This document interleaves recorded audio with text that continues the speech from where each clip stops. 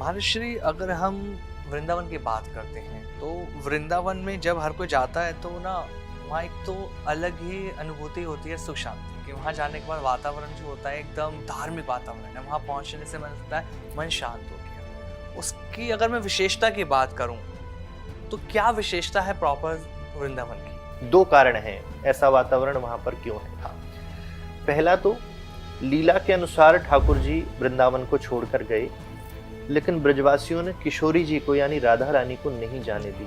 किशोरी जी हमेशा वहां पर विद्यमान है और जहां किशोरी जी रहती हैं वहां ठाकुर जी हमेशा वास करते हैं। तो ब्रजवासी ये भी मानते हैं कि युगल सरकार हमेशा एक रूप में वृंदावन में विद्यमान है, लेकिन कुछ लोग इस बात को नहीं मानते कि भगवान एक ही स्वरूप में है और वे द्वारिका चले गए, हस्तिनापुर चले गए, तो वृंदावन में कैसे हो सकते हैं। तो उन लोगों को जवाब देने के लिए भगवान कलयुग में ही श्री बांके बिहारी लाल जी के रूप में, राधा रमण लाल जी के रूप में या श्री राधा वल्लभ लाल के रूप में वृंदावन में इस कलयुग में ही प्रकट हुए।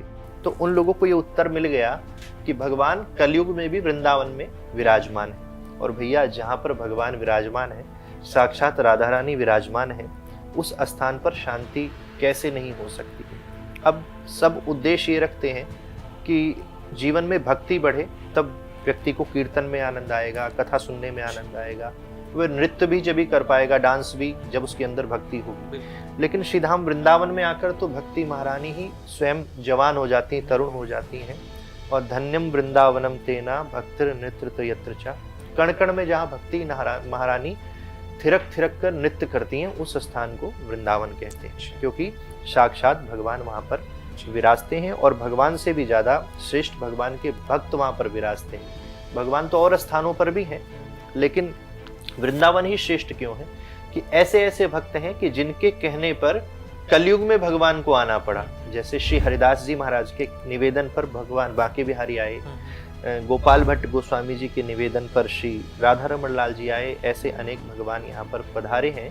तो साक्षात भगवान हैं और भक्त हैं, संत हैं, इसलिए वृंदावन तो वृंदावन ही, स्वर्ग ये सब क्या, वैकुंठ भी वृंदावन की तुलना नहीं कर सकता।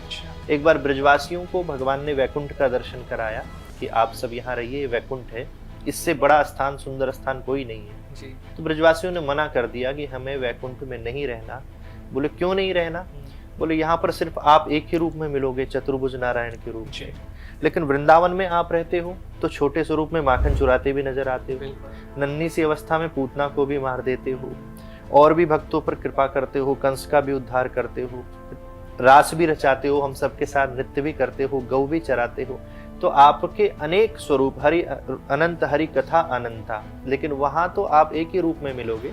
यहाँ हम आपके साथ खेल सकते हैं, बात कर सकते हैं, प्यार में आप पर हाथ भी उठा सकते हैं, और भी कई लीलाएं आप हमारे साथ करते हैं, ऐसा वैकुंठ में नहीं मिलेगा।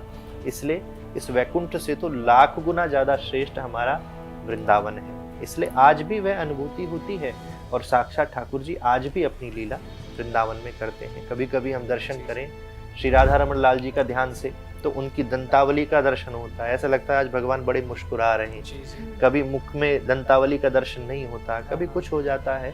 तो इस पर कोई संदेह ना करे कि वृंदावन में ठाकुर जी आज भी विराजमान नहीं है, और इसीलिए वहाँ का वातावरण इतना प्रसन्न है।